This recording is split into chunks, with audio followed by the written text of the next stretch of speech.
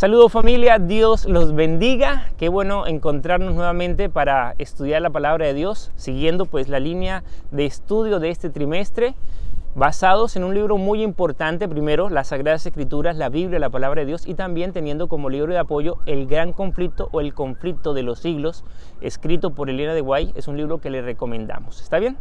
Miren dónde me encuentro. Si ustedes se están dando cuenta, detrás de mí está ocultándose el sol. Estamos en el atardecer, aquí en este lugar hermoso donde se une el río Maipo con el mar Pacífico, el océano Pacífico. Aquí es donde desemboca el río Maipo. Detrás de mí ustedes ven que está bajando el río, y unos minutos más adelante es donde se une el río con el mar.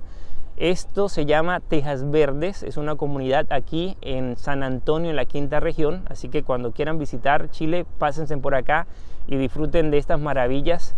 En su momento también vinieron aves también a hacer un hermoso el espectáculo que podemos apreciar aquí en la naturaleza. Desde este lugar estamos estudiando con ustedes la palabra de Dios. Esta semana el título es Fe contra todo pronóstico.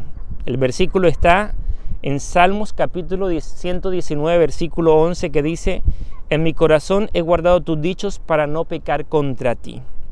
Esta semana se habla de algunos personajes que provocaron la reforma protestante, le dieron un sentido espiritual cristocéntrico a la iglesia, a los pueblos. Personajes como Martín Lutero, Juan Hus, Tyndale, Melanchthon, Wycliffe.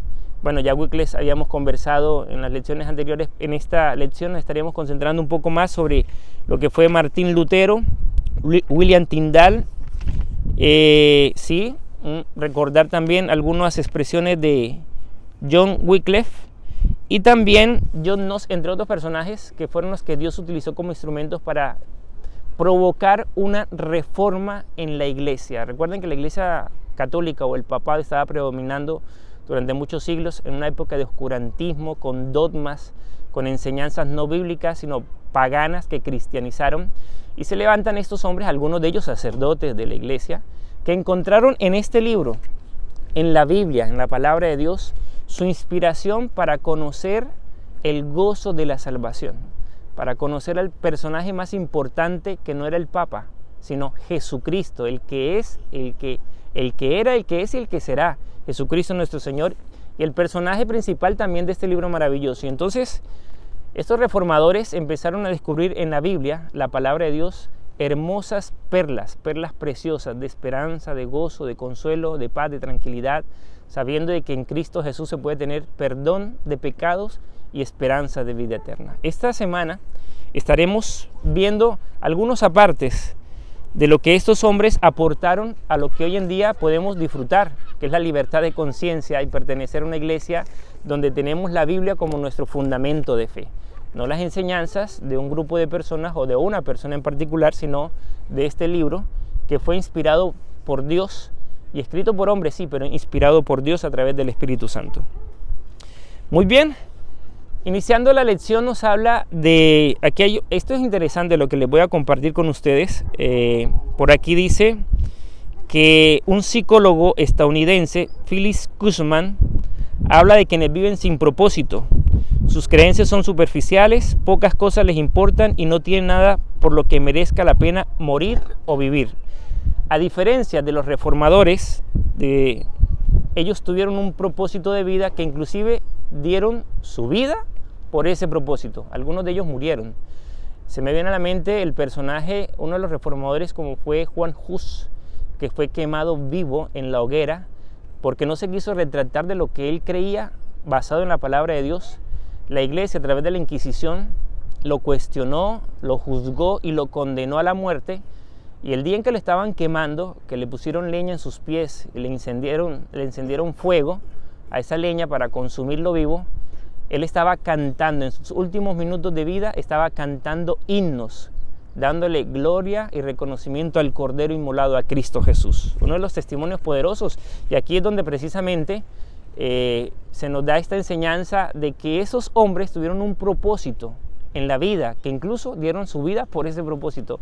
Tristemente hoy hay muchas personas que no tienen propósito. Viven la vida porque el aire es gratis, pero no saben para dónde van, ni de dónde vienen ni para dónde van, y eso hace que cualquier camino sea un destino, y es lamentable para los que no saben qué es lo que quieren en la vida. Cuando uno conoce a Dios y conoce la palabra de Dios, sabe que hay un propósito. Dios tiene un propósito para usted, para mí, y empieza a tomar decisiones con base a ese propósito. El que no tiene propósito toma decisiones a lo loco, y después se anda estrellando, golpeando y sufriendo en la vida precisamente por eso, porque como no sabe para dónde va, entonces anda caminando por donde sea, y eso lo lleva a perderse en la vida misma. Es bueno y necesario tener un propósito. Los que creemos en Cristo tenemos propósito de vida. Vamos acá a lo que provocó la Reforma Protestante. Primero, hay que reconocer la obra del Espíritu Santo en estos personajes ya mencionados, y también, en primer lugar, este libro maravilloso, la Biblia, la palabra de Dios, que hoy día, gracias a Dios, podemos disfrutar. Hoy día usted tiene la Biblia en el celular, en la computadora. Hay muchas versiones de la Biblia solamente en español, sin considerar la Biblia, que ha sido traducida en muchos idiomas, en muchos dialectos. Se considera que hay más de 2000 versiones de la Biblia en distintos idiomas, y hay millones de copias que han sido entregadas a través de los años. O sea, es el libro más vendido, más regalado, más leído y el más poderoso. Pero no es poderoso sencillamente por tenerlo en la casa, no es poderoso porque cuando se lee, se cree y se practica, empieza a haber un cambio en la vida de quien la lee, la Biblia, quien la practica y quien la cree. De eso se trata, y ahí es donde cobra poder este libro maravilloso, la palabra de Dios. Y eso fue lo que precisamente ocurrió con los reformadores. Uno de esos fue Martín Lutero, quien encontró en la Biblia la esperanza de salvación y enseña una de las hermosas enseñanzas que hoy en día creemos y que está registrada en las Sagradas Escrituras: justificados por la fe, somos salvos por la fe. Citando un párrafo de Efesios, dice: mas por gracia sois salvos por medio de la fe, y esto no es don de vosotros, mas es don de Dios, para que nadie se gloríe. No somos salvos por obras, somos salvos por fe. Y entonces Martín Lutero, uno de los reformadores, encontró en este libro maravilloso de que nadie se salva por pagar indulgencias, por pagar penitencias, por pagar dinero a la iglesia. Y la iglesia llenaba sus arcas del dinero a punta de estar cobrando la indulgencia a los pecadores, porque era la enseñanza que había, ¿no? Que si alguien cometía pecado, tenía que pagar para recibir el perdón de pecados. No, Martín Lutero descubrió que somos perdonados y somos salvos por la sangre preciosa de Cristo Jesús, y esto se acepta solamente por medio de la fe. Por eso dice que somos salvos por medio de la fe, mas no por obras para que nadie se gloríe. O sea, no somos salvos por lo que hacemos, somos salvos por lo que Cristo hizo por nosotros y que lo aceptamos a través de la fe. Entonces, la Biblia como el libro que motivó la Reforma, siglo XV hacia acá, empieza lo que es la Reforma Protestante. Incluso se me viene a la mente en 1517, cuando Martín Lutero colocó las 95 tesis de la justificación por la fe en las puertas de la iglesia del castillo en Wittenberg, Alemania, y empieza en los pueblos, en las iglesias, la gente a conocer las enseñanzas de la palabra de Dios, las promesas y el tema importante y más importante, válgase la redundancia: Cristo Jesús, nuestro Salvador. Empieza la Reforma Protestante, empieza la Biblia a presentarse como lámpara a nuestros pies, como lumbrera a nuestro camino. Empieza a presentarse la Biblia también como nuestro libro que es dulce a nuestro paladar, una figura para entender lo agradable que es estudiarlo, que da regocijo. Tu palabra es regocijo, es una cita que aparece en el Salmo 109, versículo 162. Cuán dulces son tus palabras a mi paladar, es una cita que también aparece en Salmo 119, y otra que dice: esperé en tu palabra. El poder de la palabra, el libro que todavía hoy en día nosotros resaltamos como nuestro libro de guía y fundamento de fe para lo que creemos, y que gracias a este libro pues precisamente ocurrió la Reforma Protestante, tumbando tantos dogmas que la Iglesia Católica había enseñado, tantos engaños que el papado había enseñado durante siglos.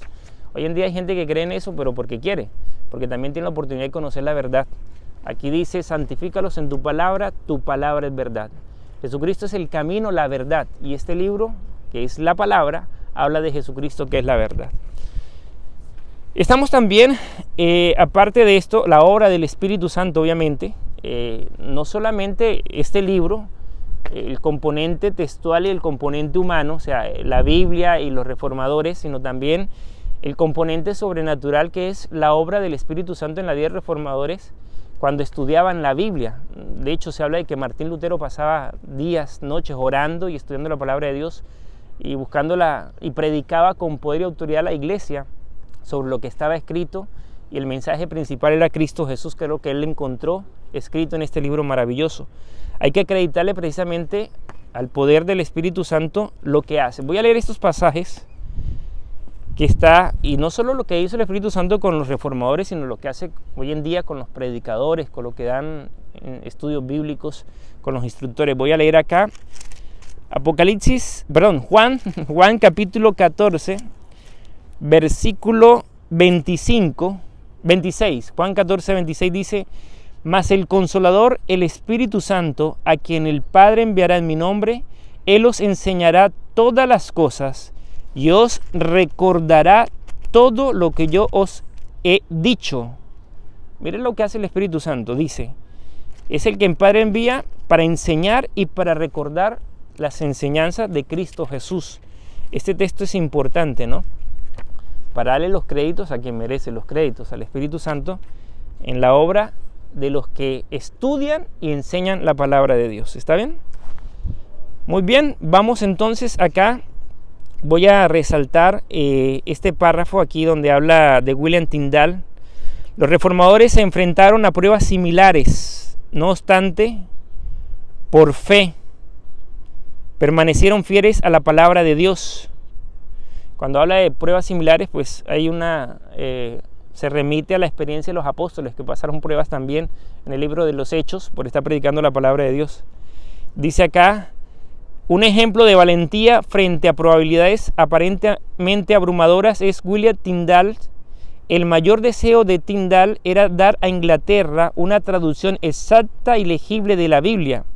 Decidió traducir la Biblia a partir de los idiomas originales y corregir algunos de los errores de la traducción de Wycliffe de hacía 200 años. Finalmente, Tyndale también fue arrestado y juzgado. Muchos ejemplares de su versión de la Biblia impresa en Worms, Alemania, fueron confiscadas y quemadas públicamente. Su juicio tuvo lugar en Bélgica en el año de 1536 después de Cristo. Fue condenado a la hoguera por herejía. Sus verdugos lo estrangularon mientras lo ataban a la hoguera y luego quemaron su cuerpo. Sus últimas palabras fueron pronunciadas con celo a viva voz y se describen como: Señor, abre los ojos del rey de Inglaterra. Dios respondió milagrosamente a la oración de Tyndale. Miren, hombres que dieron hasta la vida misma. Por eso digo que aquí hay un componente sobrenatural, que es que el Espíritu Santo estaba con ellos, porque seamos sinceros y francos. Hoy en día, ¿quién está dispuesto a morir? El que está dispuesto a morir es porque está convencido de lo que cree y sabe el propósito que Dios tiene para su vida, y solamente, y como lo dije la otra vez, sabe que esta vida es nada en comparación a lo que Dios tiene para nosotros. Pero eso hace el Espíritu Santo, que nos convence de eso, a estar dispuestos incluso a dar la vida por Él, por lo que creemos, ¿no? Dice: a los 4 años de su muerte se publicaron 4 traducciones inglesas de la Biblia. En 1611 se imprimió la versión bíblica del rey Jacobo, o King James, basada en gran medida en la obra de Tyndale. Yo tengo esa versión de la Biblia. Los 54 eruditos que elaboraron la obra se basaron mayormente en la anterior traducción inglesa de Tyndale. Una estimación sugiere que el Antiguo Testamento de la Biblia King James de 1611 es un 76% traducción de Tyndale, y el Nuevo Testamento es un 83%. Esos son los aportes que hicieron estos reformadores. Acuérdense que John Wycliffe también hizo una traducción al inglés. Aquí obviamente se menciona, para tener la Biblia en distintos idiomas, y nosotros en el español a Casiodoro y Reina de Valera, que hicieron las traducciones al idioma español para nosotros también disfrutar de las hermosas enseñanzas de las Sagradas Escrituras, de estas verdades preciosas. Dios utilizó hombres también en nuestro idioma, en el castellano, para poder tener conocimiento de la palabra de Dios. Ya conversamos también lo que hace el Espíritu Santo, iluminados por el Espíritu Santo, tener en cuenta que la palabra de Dios, dice Pedro, es es inspirada por Dios y que la profecía no es traída por voluntad humana, sino que los santos hombres de Dios escribieron siendo inspirados por el Espíritu Santo, y eso hay que tenerlo siempre en cuenta. El otro tema para resaltar, y también ya lo conversamos un poco, es somos salvos por la fe.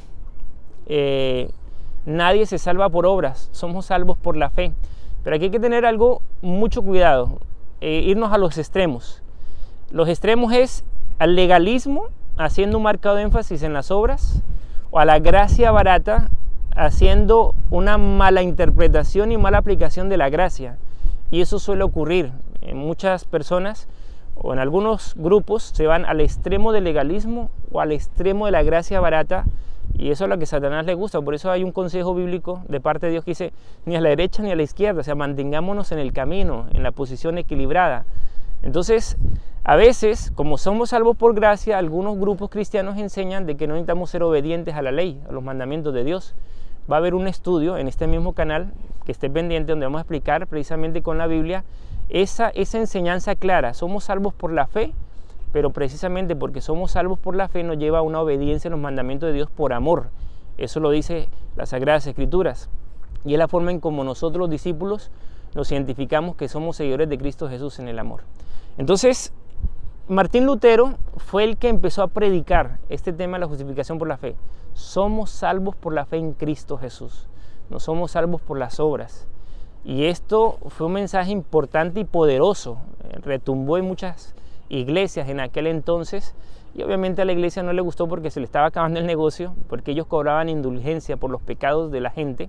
Cuando alguien cometía un pecado, pues tenían que pagar con dinero por sus pecados, y las arcas de Roma se estaban llenando. Entonces, cuando se levanta Martín Lutero diciendo no somos, para recibir perdón de pecado no necesitamos pagar, para recibir el perdón no necesitamos pagar penitencia ni nada de estas prácticas que la iglesia había establecido y que vienen del paganismo y que no son bíblicas para nada. Entonces Martín Lutero empieza con esta enseñanza poderosa que somos salvos por la fe en Cristo Jesús, porque así lo dice la Biblia, ¿no? El apóstol Pablo, y en la epístola de Romanos lo explica de una forma maravillosa, como también en Efesios, donde se hace mención de esto. Somos salvos por la fe en Cristo Jesús, más por gracia sois salvos por medio de la fe. Y esto no es don de vosotros, más es don de Dios, más no por obras para que nadie se gloríe. Somos salvos por la fe. Pero también hay que tener mucho cuidado de que el hecho de que yo sea salvo por la fe en Cristo Jesús, por la gracia, no quiere decir que ahora voy a vivir una vida desordenada y libertina como algunos grupos cristianos quieren dar a entender. No. La salvación por gracia que Jesucristo me da me lleva a por amor responderle a una obediencia a sus mandamientos. Entonces, ni el extremo de ser tan fariseo, por decirlo de alguna manera, tan legalistas, ni al otro extremo de convertir la gracia en algo barato, como si fuera algo que eso cubriera, nos llevara a la sinvergüenzura, por decirlo de alguna manera, cuando nos conviene incluso ser obedientes a los mandamientos de Dios. Quiero terminar ya con esta parte. Al final de esta semana hay algunas preguntas importantes, precisamente sobre lo que hemos comentado. ¿Cómo es su experiencia cristiana? Pregúntese, ¿no? ¿Entiende usted el tema de la justificación por la fe? Porque si hay algún problema en nuestra iglesia donde asistimos, es que a veces tendemos más al tema del legalismo.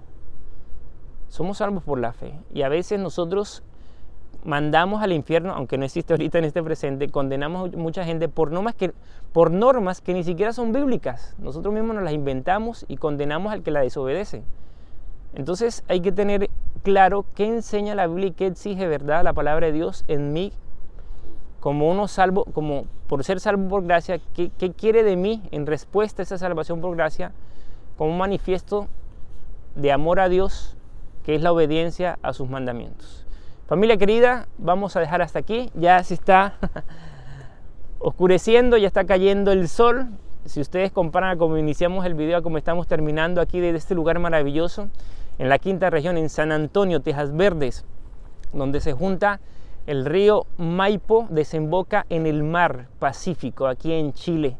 Recuerde suscribirse al canal, denle me gusta, comparte el video para que esté pendiente de los siguientes estudios semanales de la palabra de Dios. Bendiciones a todos, chao, chao.